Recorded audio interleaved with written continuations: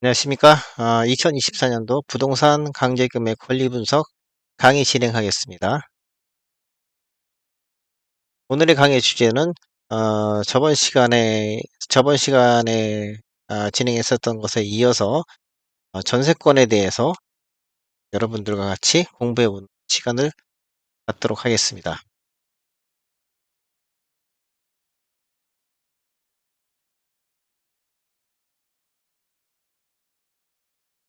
이번 주제가 이제 전세권이죠. 이게 이제 제가 어, 주택의 등기부등본을 제가 한번 구현을 해봤습니다. 요 주택은 소재지는 인천에 있고요. 그다음에 여기서 중요한 거는 건물 내역인데요. 철근 콘크리트 주택이면서 1층이 150평방미터고 2층이 150평방미터입니다. 즉, 이 주택은 2층짜리 주택입니다. 1층과 2층으로 구성이 돼 있고, 그다음에 이제 철근 콘크리트 조의 주택인 거죠. 요 주택에 대해서 월구에 보시면은 전세권이 설정이 되겠습니다. 전세권이 근데 하나가 아니고 두 개가 설정이 돼 있죠. 이 부분을 한번 자세히 살펴보겠습니다. 전에, 전에 제가 강의를 했었던 부분인데,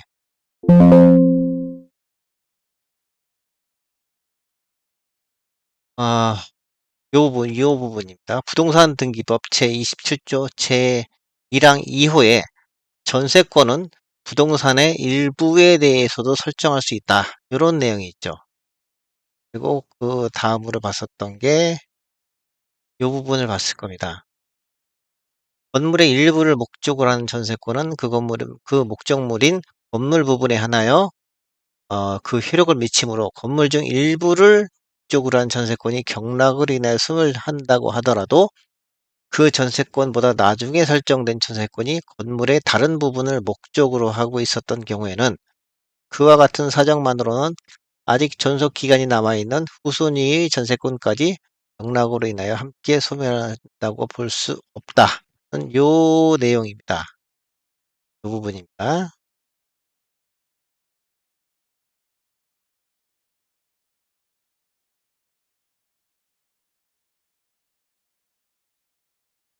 다시 이제 돌아왔습니다.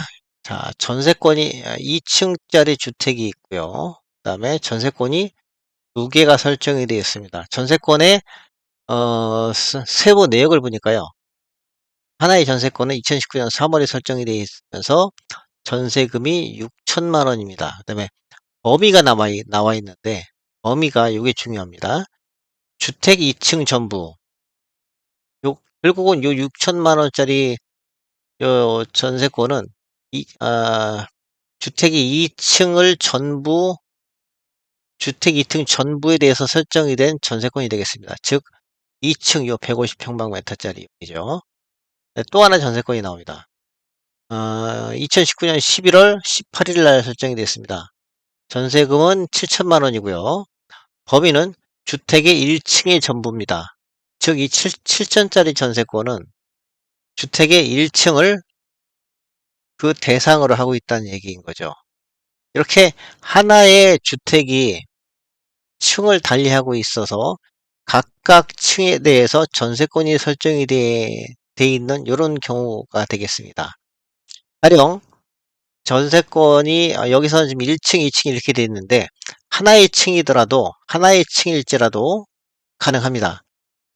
가령 어, 어, 1층이 가령 200평방미터다. 200평방미터다. 이렇게 돼 있을 때 1층을 절반으로 짜게 가지고서 절반으로 쪼개서 1층에 가령 왼쪽은 이도령 씨가 전세권을 설정하고 그다음에 나머지 오른쪽은 김삼순 씨가 전세권을 설정하는 그런 전세권 설정도 가능합니다. 여기서는 일단 1층, 2층 그렇게 구분을 했고요. 그다음에 전세권 설정 일자는 하나는 2층에 설정된 전세권은 3월 달이고 그다음에 1층에 설정된 전세권은 11월 달이 되겠습니다. 이 상태에서 이 부동산에 대해서 강제경매 개시 결정이 들어왔습니다. 그러면 다음 단계를 보겠습니다. 자, 매각이 되면 이렇게 바뀌게 되겠습니다.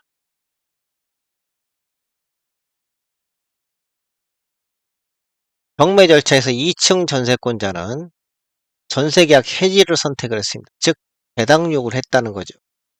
물론 여기서 배당 요구는 배당 요구 총기 이내의 배당 요구입니다. 반면에 1층 전세권자는 전세계약 유지를 선택을 했습니다. 즉 배당 요구를 하지 않았다는 얘기죠. 이 상태에서 매각 대금이 완납이 되면은 첫째 매수인 앞으로 소유권 이전 등기가 이루어지고요. 요게 되겠습니다. 이렇게 매수인 앞으로 소유권 이전 등기가 되고요. 그 다음에 배당 요구한 선순위 전세권은 말소가 됩니다. 즉, 여기 이 경매권에서는 2층 전세권자가 배당 요구를 했죠. 그러니까 요 부분입니다. 요 부분이 배당 요구를 했으니까 매각으로 소멸하게 됩니다. 그래서 이렇게 소멸이 되고요. 그 다음에 10번 경매 개시 결정 말소. 요 경매 개시 결정이 이렇게 말소가 되게 되겠습니다. 이렇게 등기부가 이 상태에서 매각을 해서 이렇게 변경이 되도록 하겠습니다. 자, 여기서 중요한 포인트를 하나 다시 한번 강조를 드리겠습니다. 저희가 그 전에 강의할 때 제가 뭐라고 말씀을 드렸냐면은 가보겠습니다.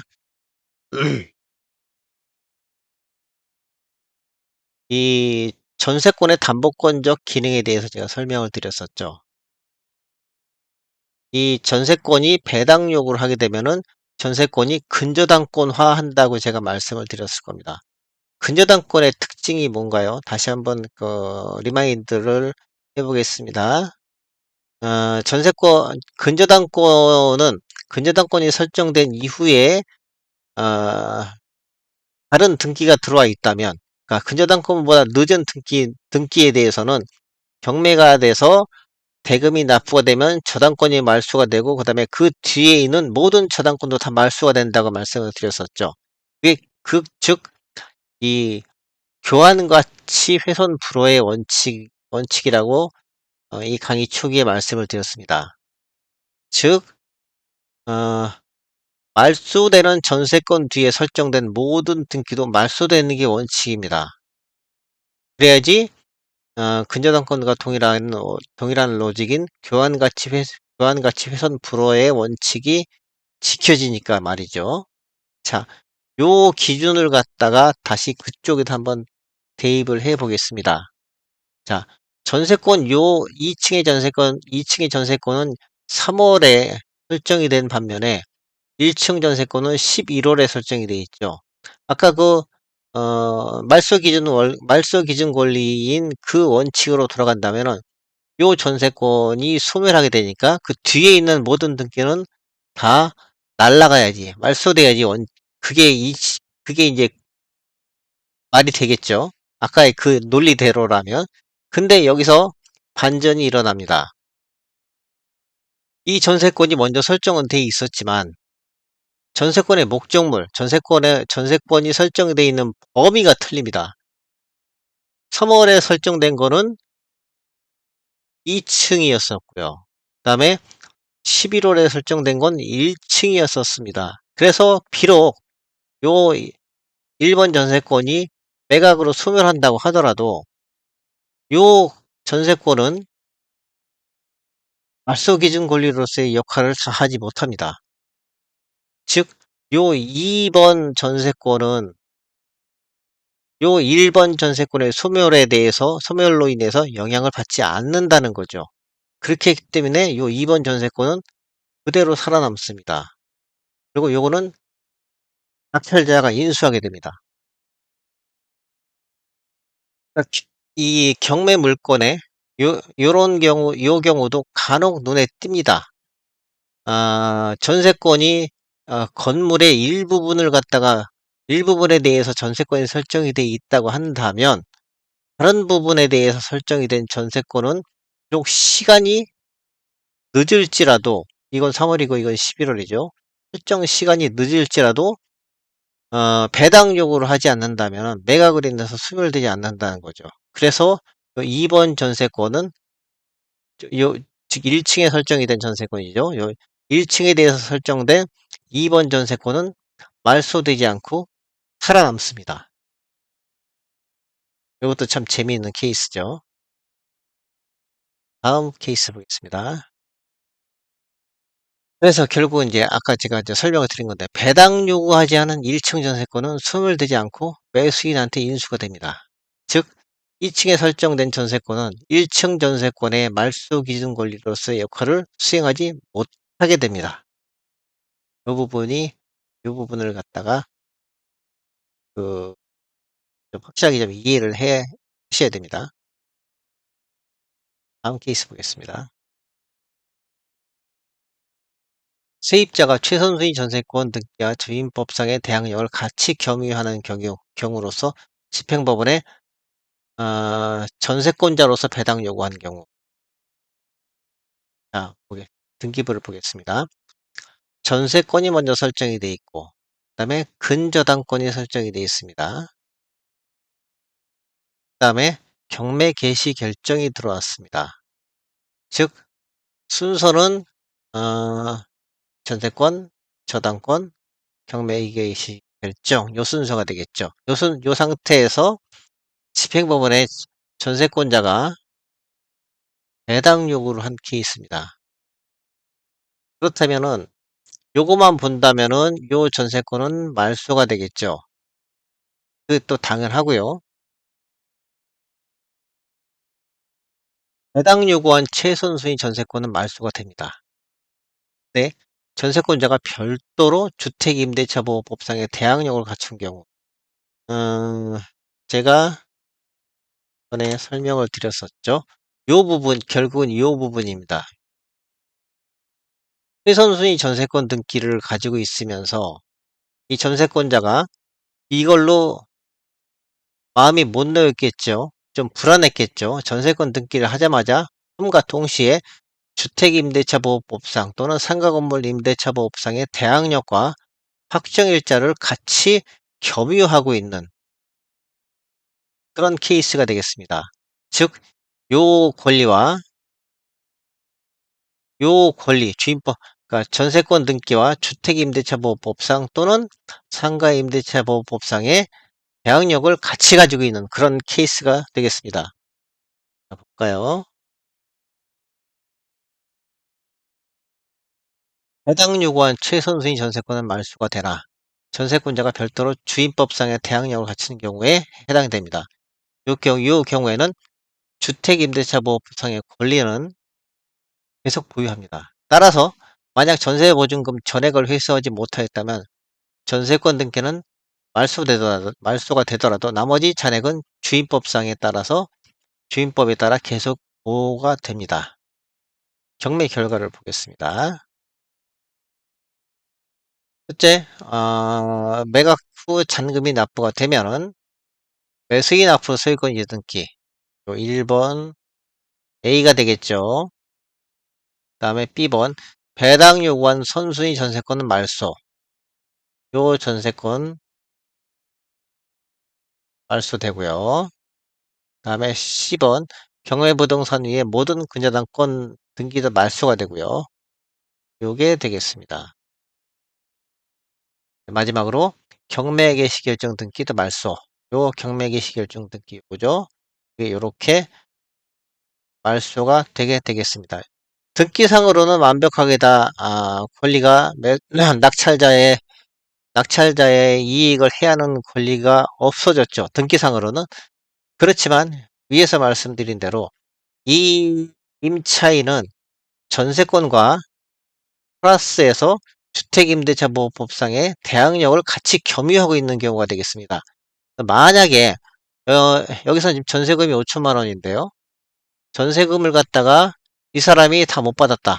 가령 낙찰을 받았더니 이 그 낙찰 금액이 한 4천만 원밖에 안 됐다. 그러면은 요 전세권자가 배당 요구를 했기 때문에 5천만 원 중에서 4천만 원은 배당을 받았을 겁니다. 하지만 1천만 원을 못 받았죠. 만약에 이 사람이 이 전세권만 가지고 있다면 이 1천만 원은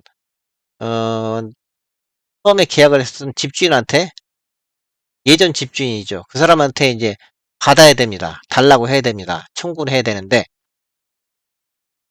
만약에 요렇게 특별법상의 대항력을 같이 겸유하고 있다면, 비록 등기는 다 말소가 됐을지라도 이 낙찰자인 박이남 씨는 이 임차인, 그러니까 전세권과 특별법인 주임법상의 대항력을 갖추고 있는 요 이도령 씨가 되겠죠. 이도령 씨를 집에서 쫓아낼 수는 없습니다.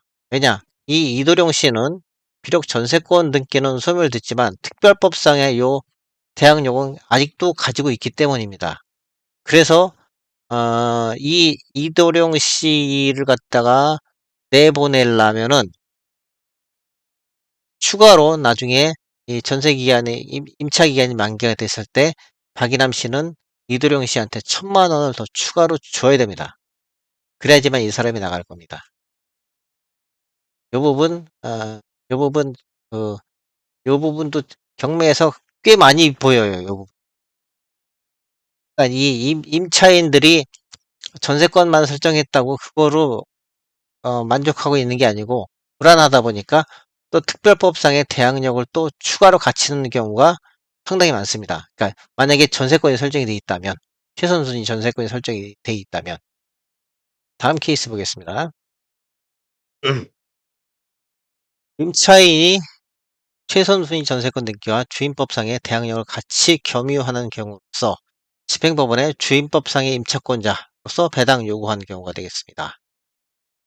배당 요구하지 않은 최선순위 전세권은 남습니다. 반면에 배당 요구한 임차권은 소멸됩니다. 전제는 전액 배당을 받는다는 전제이죠. 그리고 말소되지 않은 전세권은 추후 초비 말소를 할 수가 있습니다. 등기 내용을 보겠습니다. 자, 요 상태입니다. 전세권이 먼저 설정이 되어 있고요. 최선순위죠. 그 다음에 저당권이 들어와 있습니다. 그 다음에 경매 개시 결정이 들어왔고요. 요 상태에서 매각이 되면은 이렇게 진행이 되겠습니다. 첫째, 매수인 앞으로 소유권 이전 등기 A가 되겠죠. 그 다음에 경매 부동산 위에 모든 저당권 말소 등기 요게 되겠죠. B번. 그 다음에 C번 경매 개시 결정 등기 말소 등기 경매 개시 결정 요게 이렇게 말소가 됩니다. 자, 그러면은 표면적으로는 요 전세권 설정 등기는 남아 있습니다. 근데 요 전세권 설정 등기를 갖다가 분석을 해 보겠습니다. 1순위로 설정된 전세권과 주택임대차보호법상의 임대차 계약이 동일하다면, 즉, 요 보증 금액과 요 전세금 금액과 임차 보증 금액이 동일하고, 그다음에 범위, 전세권 범위가 이 건물의 전부인데, 예, 임차권도 똑같이 건물의 전부. 결국은 하나의 계약을 가지고서 두 개의 권리를 같이 겸유하고 있는 그런 케이스가 되겠죠. 비록 전세권자로서 배당 요구하지 않은 관계로 전세권 등기는 매각으로 인하여 소멸하지 않더라도 임차권자로서 전액을 배당받았다면 전세권 등기는 더 이상 유효하지 않으므로 배당기일에 임차권자로서 전액 배당받은 이후 전세권 등기를 말소 청구할 수가 있습니다. 제가 이제 어, 저저번 시간에 이제 설명을 드렸는데, 그러니까 점유를 하고 있다고 하더라도 겸유를 하고 있다는 게 전세보증금 5천만 원, 임차보증금 5천만 원에서 1억, 5천 플러스 5천에서 1억이라는 권리를 가지고 있는 건 절대 아니라고 제가 설명을 드렸죠. 5천만 원이지만 그거를 다른 모습으로 두 가지로 권리를 가지고 있다고 제가 말씀을 드렸습니다. 요 경우를 갖다 설명을 해 놓은 겁니다.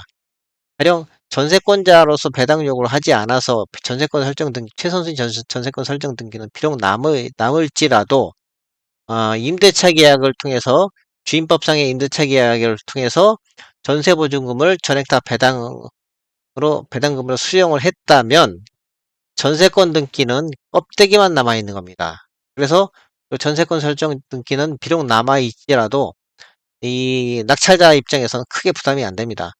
그러니까 배당 다 끝난 다음에 임차인이 5천만 원을 다 회수하고 난 다음에 임차인한테, 즉 여기서는 이제 전세권자가 되겠죠. 임차권과 전세권을 두 개를 같이 가지고 있으니까요.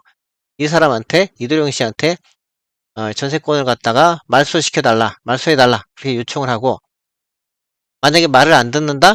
그러면은 박일함 씨는 이도령 씨를 상대로 전세권 설정 등기 말소 청구 소송을 제기하고, 이거는 100% 이기겠죠. 100%라는 게, 그러니까 물론 재판에서 100%, 100%라는 단어를 갖다 입에 올리는 게 조금 불경스럽긴 하지만 결국은 거의 확실하다는 얘기입니다. 그 다음에 그래서 승소를 하게 되면은 이 이도령 씨는 박인함 씨가 제기한 소송에서의 그 소송 비용까지 물어줘야 됩니다. 이거는 괜히 고집 부리시고 그럴 일이 아닙니다. 다음 케이스 보겠습니다. 아, 시간이 오늘 많이 지났으니까 일단 여기서 오늘 강의는 접겠습니다. 그러니까 요 경우와 앞에서 봤었던 건물의 일부분에 대해서 전세권이 설정이 됐을 때 조심할 사항, 그런 거에 대해서 여러분들 다시 한번 요 강의를 들으시면서 자기 것으로 소화하시기 바라겠습니다. 이상입니다.